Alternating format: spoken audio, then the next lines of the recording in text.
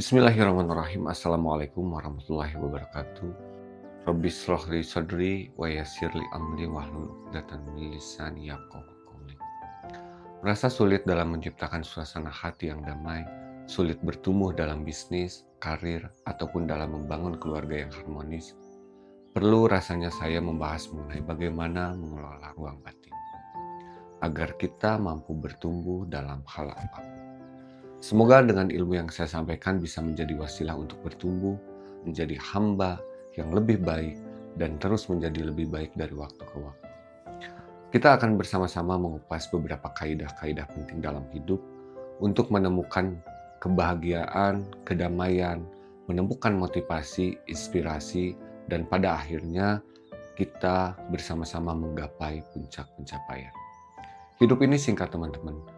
Maka waktu yang sangat singkat ini terlalu berharga jika kita hanya menghabiskan waktu yang berharga ini dengan yang tidak bermanfaat. Allah menciptakan kita tentu dengan tujuan untuk beribadah, untuk menghamba, untuk menjadi pemimpin, dan menjadi rahmat untuk semesta alam. Untuk menjalankan peran ini, Allah menitipkan kepada kita potensi, Allah memberikan kita kekuatan, fisik, pikiran, akal, perasaan. Semua kemampuan itu tentu harus kita kembangkan, harus kita latih, harus kita kuasai agar menjadi hamba yang semakin baik dari hari ke hari. Itulah tema besar yang insya Allah akan kita bahas, kita rangkum dalam video ke depan dengan tema Inner Game. Saya sebagai seorang Muslim, saya juga akan memperkuat materi-materi dalam konten ini, dalam video-video ini, dari sudut pandang Islam. Segala sesuatu perubahan itu dimulai dari ruang dalam diri, di mana sesuai Al-Quran surat Ar-Ra'd ayat 11 yang berbunyi, sesungguhnya Allah tidak mengubah keadaan suatu kaum sebelum mereka mengubah keadaan diri mereka sendiri. Kita mulai dari kenapa kita perlu menata ruang batin atau menata pikiran, menata perasaan. Jawabannya adalah karena itu berpengaruh pada bagaimana kita mengelola perilaku kita. Perilaku-perilaku kita, amalan-amalan kita, ataupun tindakan-tindakan kita itu didorong oleh pikiran dan perasaan. Artinya, jika kita ingin mengelola perilaku dengan lebih baik, maka kita perlu belajar bagaimana mengelola pikiran dan perasaan juga dengan lebih baik. Gini teman-teman, kita sering melihat orang-orang ikut pelatihan, seminar, training, baca buku. Pada akhirnya apa?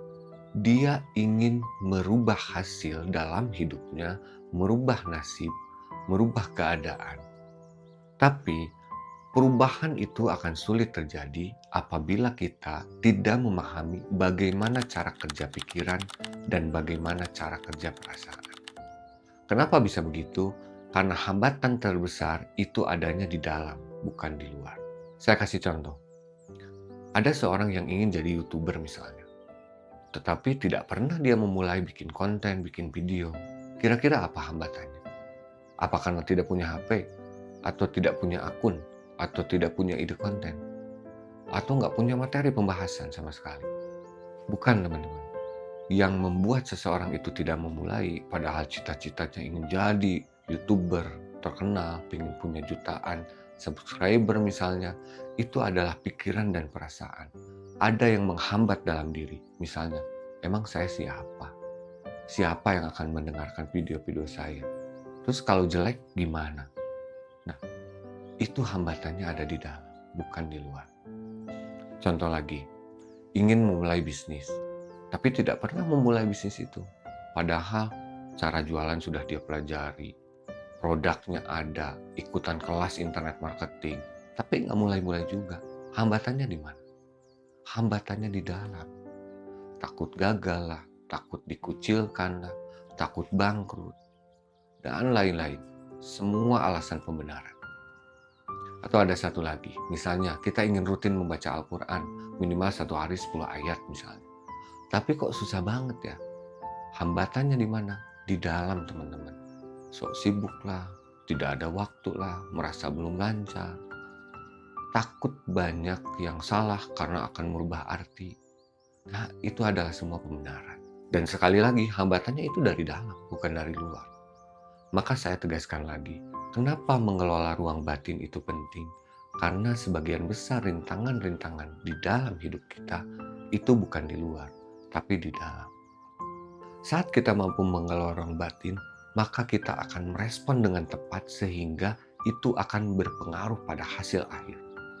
Sekarang kita bahas bagaimana cara merespon yang tepat agar tindakan-tindakan kita juga tepat. Dalam konteks ikhtiar, itu ada yang namanya pola mengubah hasil. Kita bahas pelan-pelan. Kita sudah masuk cara bagaimana mengelola ruang batin. Hasil itu bagaimana tindakan yang kita lakukan. Dan tindakan itu dipengaruhi oleh perasaan. Perasaan itu dipengaruhi oleh pikiran. Dan pikiran itu dipengaruhi oleh kejadian. Kita bahas dengan contoh. Misalnya, ada tetangga atau teman kerja lewat depan kita. Biasanya dia kalau ketemu tuh enak nyapa. Assalamualaikum, siang Pak, siang Bu, siang Akang, Teteh. Say hello lah gitu. Tapi satu saat dia nggak nyapa, mukanya ketus, lempeng aja gitu. Tolong jawab, bagaimana perasaan kita? Jawabannya tergantung apa yang kita pikirkan. Kalau kita berpikir, kenapa tuh orang sombong banget? Ada apa tuh? Nah, kalau itu yang kita pikirkan, perasaan yang muncul, kesel, jengkel, merasa tidak dihargai. Betul nggak?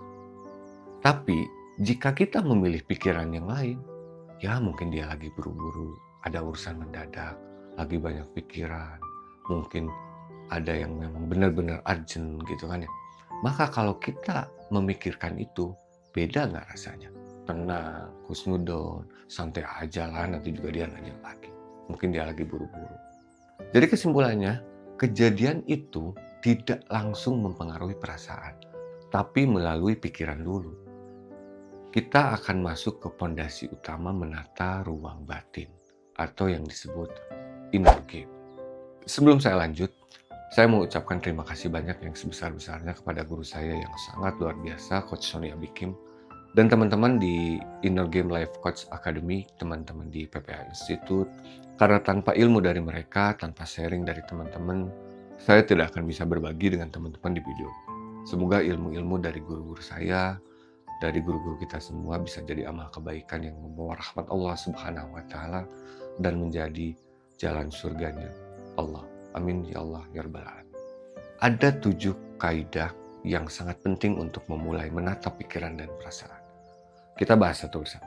Yang pertama, kita adalah manusia yang diberikan kemampuan untuk memilih pikiran, memilih perasaan, dan memilih tindakan. Kita memang tidak bisa memilih kejadian atau memilih hasil yang kita harapkan, tapi sebagai muslim kita bisa memilih atau juga yang disebut ikhtiar. Teman-teman yang belajar ilmu syaraf pasti paham ini. Asal kata ikhtiar itu adalah ikhtaro yakhtaru, yang artinya memilih.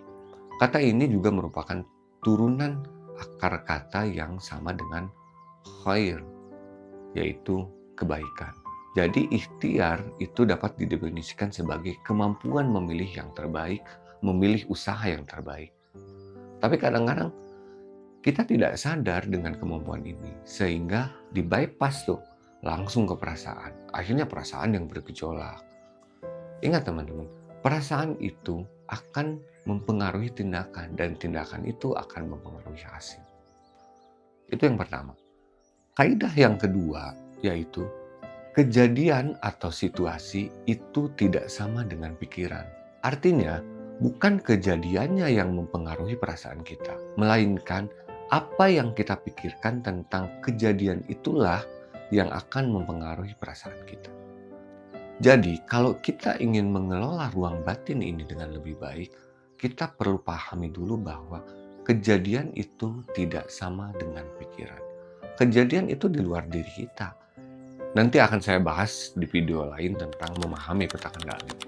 Tetapi teman-teman juga harus paham dulu pondasinya. Kita lanjut. Yang ketiga, kita tidak bisa memilih kejadian yang kita alami, tapi kita bisa memilih respon atas kejadian yang kita alami. Bagaimana kita bersikap, bagaimana kita mengendalikan kata-kata, ini menegaskan bahwa kejadian itu di luar kendali kita. Kalau kata Imam Ibnul Qayyim dalam kitabnya, bahwa tahap pertama saat mendapati sebuah kejadian, yaitu sabar dulu. Artinya menahan diri. Menahan berkata-kata tidak baik, menahan sikap yang tidak pantas. Jadi teman-teman, sabar itu belum tentu ridho. Itu manusiawi.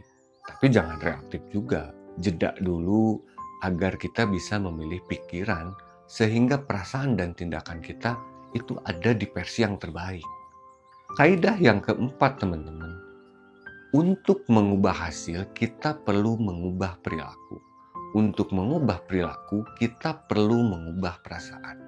Dan untuk mengubah perasaan kita perlu mengubah pikiran.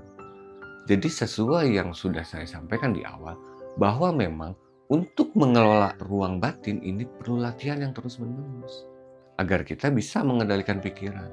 Jika pikiran sudah baik, maka selanjutnya akan baik. Jadi ini memang merupakan struktur yang harus kita lewati, harus kita jalankan. Kaidah yang kelima, agar mampu mengelola pikiran, perasaan, dan perilaku dengan baik, maka kita perlu menyadari terlebih dahulu. Artinya kita harus sadar dulu apa yang sedang terjadi. Dan kita mau mengakui itu. Maka nanti kita akan mudah menatanya. Jadi kita sadar dulu kejadiannya. Dan kaidah yang keenam, meskipun hasil bisa dipengaruhi oleh perilaku, tapi kita perlu tahu bahwa kita tidak sepenuhnya bisa mengendalikan hasil-hasil yang kita ciptakan dalam hidup. Sebagai orang beriman, maka ini sangat penting untuk kita pahami bahwa dalam ilmu tauhid ada yang namanya tawakal. Tawakal Allah. Atau menyerahkan hasil kepada Allah Subhanahu wa Ta'ala. Atas ikhtiar terbaik, atas usaha terbaik yang telah kita lakukan. Jadi tugas kita adalah memilih apa-apa yang terbaik. Nanti hasilnya Allah yang menentukan. Karena kita juga harus paham, kita harus yakin bahwa hasil yang terbaik adalah pilihan Allah. Pasti yang terbaik untuk kita. Terakhir, kaidah yang ketujuh. Yang ketujuh ini juga merupakan mindset tauhid, yaitu jangan mengandalkan diri sendiri dalam mengelola pikiran, perasaan, atau perilaku. Kita juga perlu meminta tolong kepada pemilik diri ini yang bisa membulak-balikan hati. Jadi teman-teman, meskipun kita sudah mampu mengelola ruang batin, kita tetap harus melibatkan Allah dalam segala hal apapun. Selamat praktek, semoga Allah melindungi kita dalam setiap aktivitas, memudahkan yang sulit, meringankan yang berat, dan selalu menjaga kita di setiap waktu. Terima kasih teman-teman, sampai ketemu di video-video selanjutnya. Jangan lupa follow Instagram saya di @kangfahri dan guru-guru kita, Coach Sonia Bikim, innergame.id, PPA Institute, agar kita bisa berbagi, kita sharing di setiap video atau setiap pertemuan online maupun offline, agar bisa memanfaatkan ilmu yang kita miliki. Demikian, Assalamualaikum warahmatullahi wabarakatuh.